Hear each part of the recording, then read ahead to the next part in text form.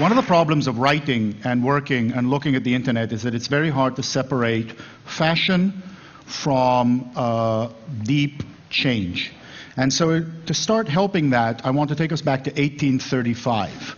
In 1835, James Gordon Bennett founded the first mass circulation newspaper in New York City. And it cost about $500 to start it, which was about the equivalent of $10,000 of today.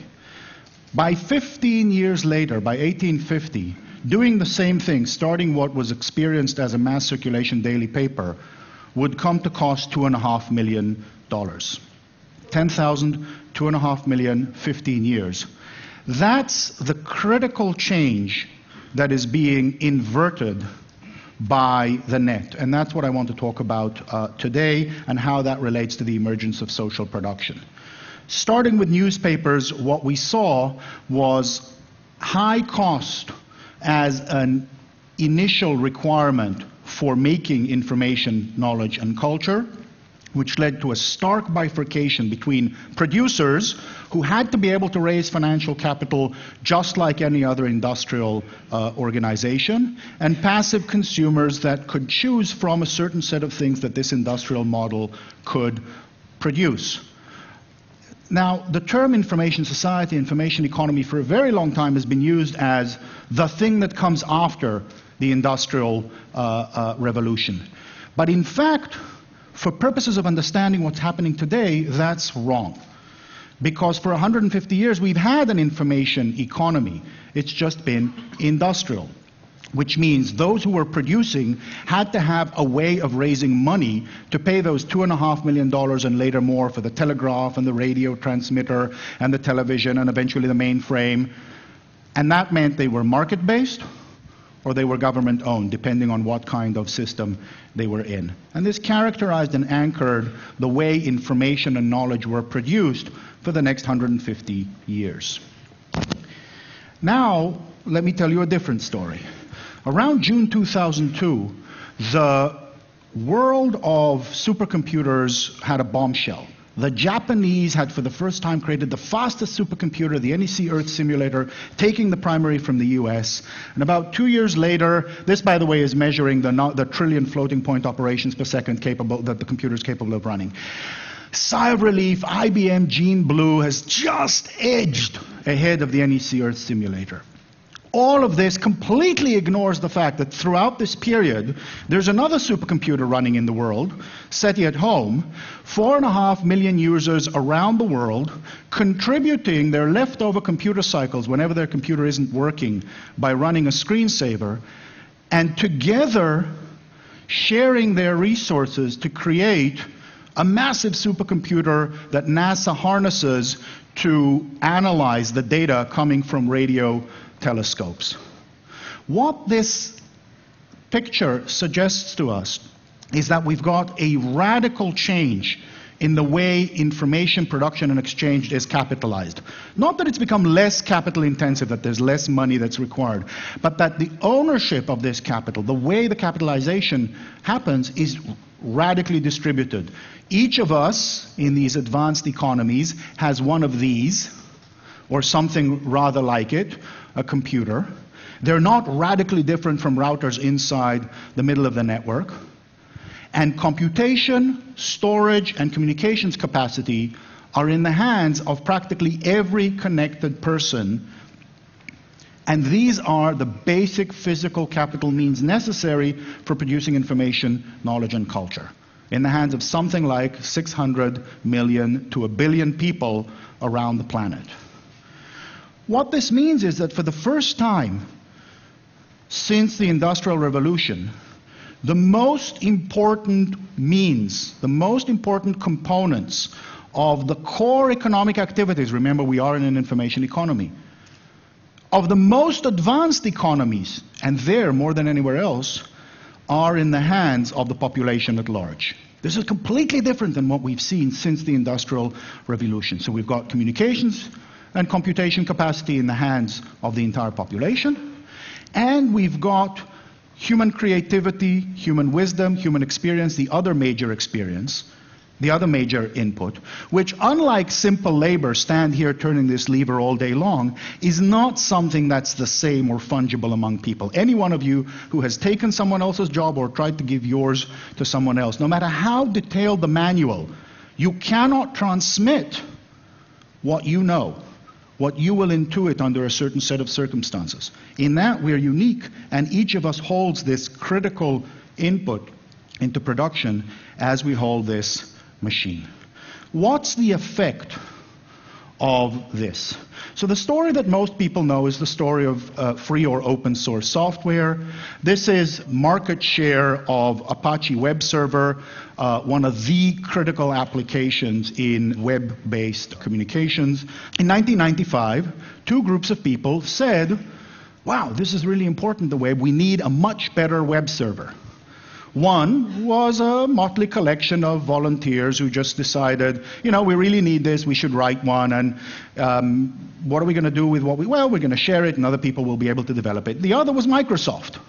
Now, if I told you that 10 years later, the motley crew of people who didn't control anything that they produced acquired 20% of the market and was the red line, it would be amazing. Right? Think of it in minivans. A group of automobile engineers on their weekends are competing with Toyota. Right? But in fact, of course, the story is it's the 70%, including the major e-commerce site.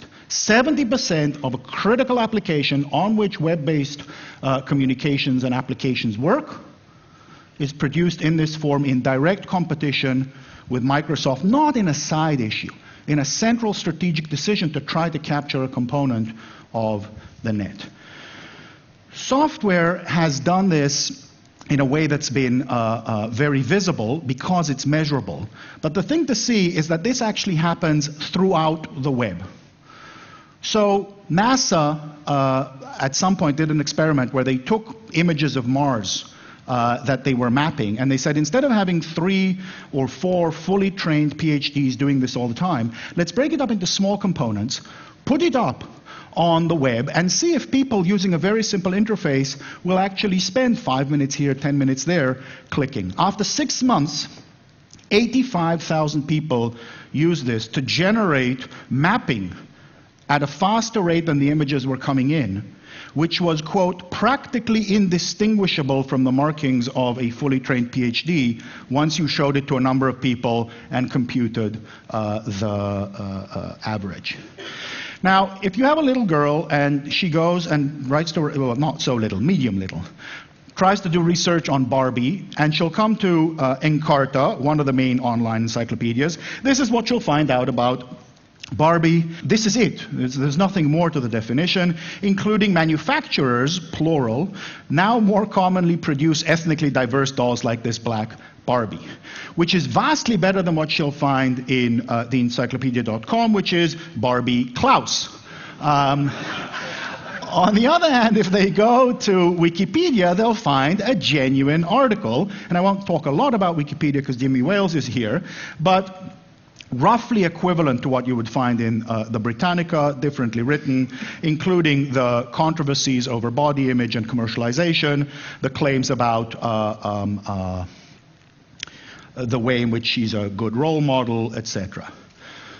Another portion is not only how content is produced, but how relevance is produced. The claim to fame of Yahoo was, we hire people to look, originally, not anymore, we hire people to look at websites and tell you if they're in the index, they're good. This, on the other hand, is what 60,000 passionate volunteers produce in the Open Directory project. Each one willing to spend an hour or two on something they really care about to say, this is good. So this is the Open Directory project with 60,000 volunteers, each one spending a little bit of time. It's opposed to a few hundred fully paid employees. No one owns it. No one owns the output. It's free for anyone to use, and it's the output of people acting out of social and psychological motivations to do something interesting. This is not only outside of businesses.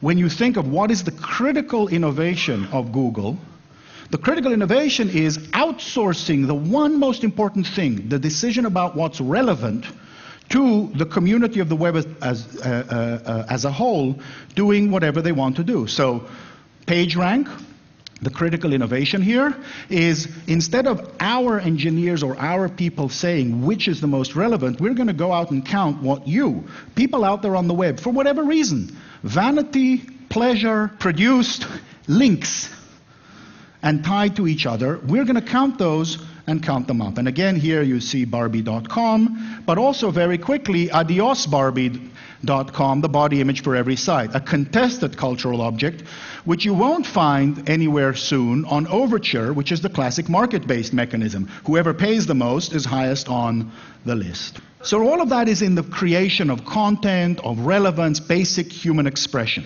But remember, the computers were also physical, just physical materials. Our PCs, we share them together.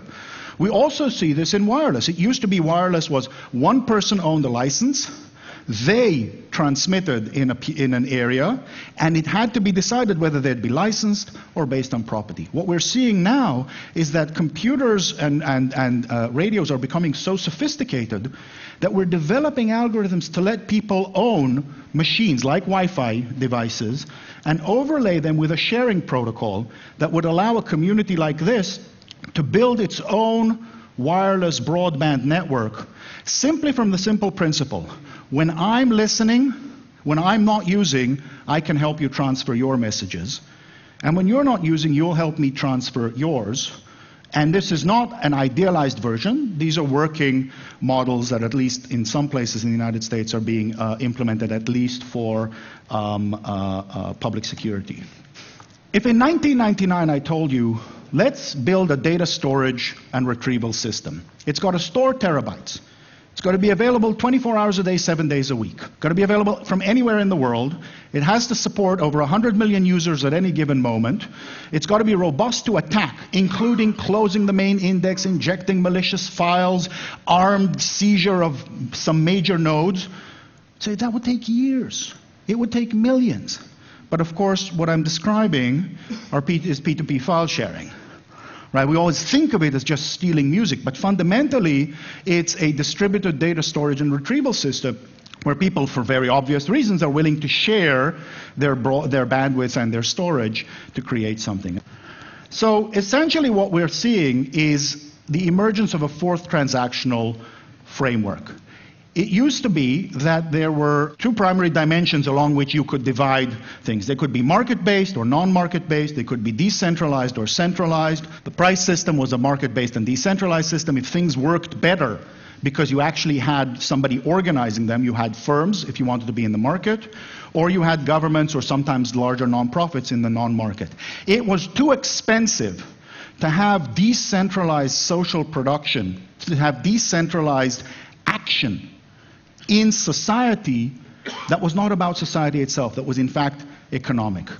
But what we're seeing now is the emergence of this fourth system of social sharing and exchange. Not that it's the first time that we do nice things to each other or for each other as social beings. We do it all the time. It's that it's the first time that it's having major economic impact. What characterizes them is decentralized authority. You don't have to ask permission, as you do in a property-based system. May I do this? It's open for anyone to create and innovate and share, if they want to, by themselves or with others, because property is one mechanism of coordination, but it's not the only one. Instead, what we see are social frameworks for all of the critical things that we use property and contract in the market. Information flows to decide what are interesting problems, who's available and good for something. Motivation structures. Remember, money isn't always the best motivator. If you leave a $50 check after dinner with friends, you don't increase the probability of being invited back. And if dinner isn't entirely obvious, think of sex. It also requires certain new organizational approaches. And in particular, what we've seen is task organization. You have to hire people who know what they're doing. You have to hire them to spend a lot of time. Now, take the same problem, chunk it into little modules, and motivations become trivial. 5 minutes instead of watching TV? 5 minutes I'll spend just because it's interesting, just because it's fun, just because it gives me a certain sense of meaning, or in places that are more involved, like Wikipedia, gives me a certain set of social relations. So, A new social phenomenon is emerging. It's creating, and it's most visible when we see it, as a new form of competition. Peer-to-peer networks assaulting the recording industry. Free and open source software taking market share from Microsoft. Skype potentially threatening traditional telecoms. Wikipedia competing with online encyclopedias, but it's also a new source of opportunities for businesses.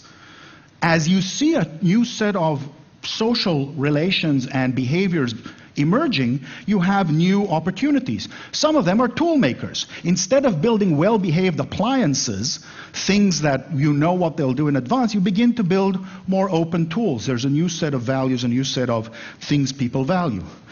You build platforms for self-expression and collaboration, like Wikipedia, like the Open Directory project. You're beginning to build platforms, and you see that as a model.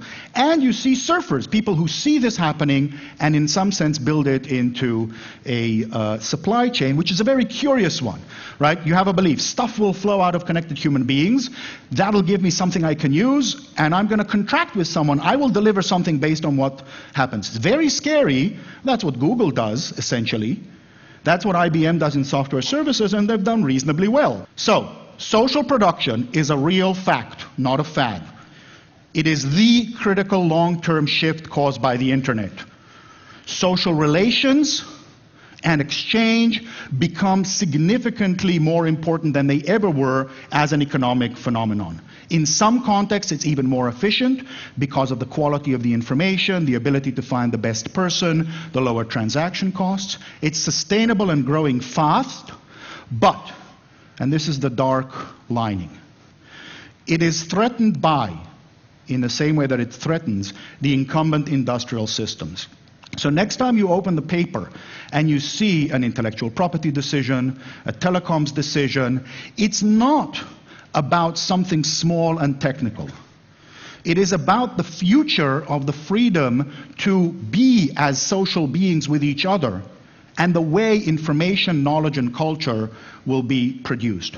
Because it is in this context that we see a battle over how easy or hard it will be for the industrial information economy to simply go on as it goes, or for the new model of production to begin to develop alongside that industrial model and change the way we begin to see the world and report what it is that we see. Thank you.